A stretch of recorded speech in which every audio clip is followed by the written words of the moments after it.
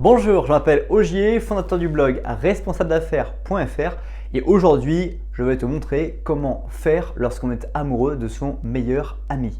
Parce que c'est toujours une situation qui peut exister, qui arrive régulièrement, c'est qu'on fréquente des gens du sexe opposé ou en tout cas du sexe qui nous plaît pour soi et à un moment donné, on se rend compte qu'on est plus que dans l'amitié et qu'on a envie de câlins, qu'on a envie d'être avec la personne et qu'on a envie de se lancer dans une relation. Le problème, c'est que on se dit, d'un côté, j'ai une super relation, j'ai une super accessibilité à l'autre personne avec qui je suis, et d'un autre, si je me mets à sortir avec cette personne, je peux dégrader et faire en fait que la relation ne puisse plus jamais être comme elle est actuellement. Alors déjà, je vais partager avec toi plusieurs astuces dans cette vidéo, donc assure-toi bien de rester jusqu'à la fin de cette vidéo et en plus, pour te remercier du temps que tu auras consacré à regarder tous les conseils et d'avoir bien écouté le dernier conseil de fin de vidéo, eh bien je te ferai un petit cadeau. Ce qui est toujours problématique, c'est quand on est meilleur ami que quelqu'un, on se dit est-ce qu'il faut que je franchisse le pas, est-ce qu'il faut que je tente quelque chose? Est-ce qu'il pense la même chose que moi? Est-ce qu'il a envie à un moment donné de sortir aussi avec moi? Bref, autant de questions qui sont toujours compliquées à répondre et qui pourtant, lorsqu'on se pose la question et qu'on regarde avec la vision du futur, sont véritablement simples à comprendre. Première astuce, c'est de visualiser la relation à 10, 20, 30 ans.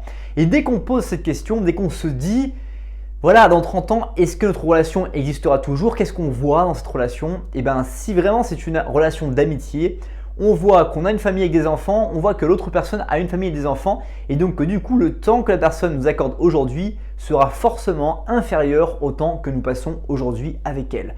Et dès qu'on se rend compte de ça, on se dit, finalement, je vais peut-être, et il y a de grandes chances que je perde cette personne de vue dans ma vie. Vous savez que les études et les statistiques le démontrent, une personne avec qui on est meilleur ami à 20 ans, on a seulement 17% de chances d'être encore ami avec cette personne à 80 ans. Donc finalement, c'est très peu de chances d'être encore avec la personne. Donc qu'est-ce qu'on a envie de se dire dans ces moments-là? On a envie de se dire, il faut tenter le tout pour le coup, il faut essayer cette relation et si on a vraiment envie, eh bien aller progressivement jusqu'à avancer vers la relation. Ensuite, il y a une deuxième étape qui est toujours incontournable, c'est comment je m'y prends pour pouvoir en fait finalement lancer cette relation avec la personne que j'estime et avec qui je veux passer au niveau supérieur. Et bien écoute, c'est très simple. On va commencer par modifier un peu les rendez-vous et à changer en fait les lieux de rendez-vous. Plutôt que de se voir chez lui, plutôt que de se voir chez elle, qu'est-ce qu'on va faire? On va essayer de se voir dans un petit café, boire des petits cafés et tenter en fait finalement de se rapprocher. On va essayer en fait de se prendre au bras de la personne avec qui on est. Si je suis une fille, je vais me mettre à m'accrocher au bras du garçon qui est mon meilleur ami. Si c'est un garçon, je vais essayer de proposer mon bras à la fille avec qui je suis meilleur ami. Et je vais commencer au fur et à mesure à lui prendre la main, à lui donner la main. Bref, je vais commencer en fait à contextualiser sans essayer de l'embrasser parce que si je commence à essayer d'embrasser, je vais permettre et je vais créer beaucoup trop de questions qui vont en fait bloquer le début de relation. Il faut en fait que la relation soit stimulée par une envie physique. Donc cette envie physique, elle est relativement simple. Ça va être de regarder la personne un peu plus dans le silence. Elle va s'arrêter de parler, je vais continuer à regarder quelques minutes. Je vais lui prendre la main, je vais lui donner la main quand je vais traverser la rue.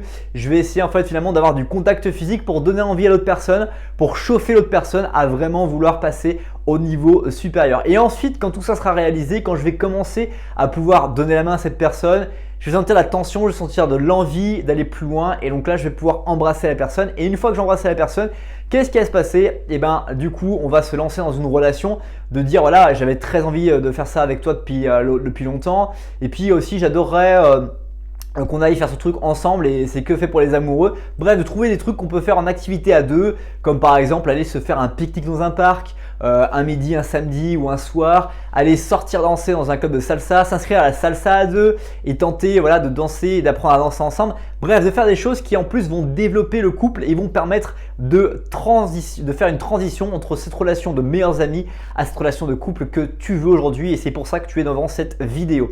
Voilà, c'est déjà la fin de cette vidéo, j'espère t'avoir convaincu de te lancer et de prendre part parce que finalement tu n'as que 17% de chance d'être encore ami avec la personne avec qui tu connais à 20 ans, à 80 ans. Donc finalement, qu'est-ce que tu as à perdre? Qu'est-ce que tu as à perdre dans cette relation? Et si la personne est vraiment comme tu l'imagines, vraiment géniale comme tu la ressens, du coup cette personne elle comprendra que si c'est pas véritablement ce qu'elle a envie de faire, et ben finalement elle comprendra elle restera amie parce qu'elle ne voudra pas changer les choses. Parce que si vraiment tu comptes pour elle, et ben elle ne voudra pas modifier cette relation que vous avez. Et même si tu en meurs d'amour, et ben c'est pas grave, au pire tu auras tenté quelque chose que tu avais vraiment envie de faire et c'était quelque chose que tu avais envie dans ta tête de le faire, et donc ce serait dommage de ne pas avoir testé. Il vaut mieux vivre avec des remords qu'avec des regrets. En bref, il faut mieux faire des actions qu'on va pas regretter plus tard parce qu'on a tenté quelque chose, plutôt que de ne pas tenter quelque chose et de regretter de ne pas avoir essayé, de ne pas avoir su ce qu'il aurait pu se passer si on avait fait.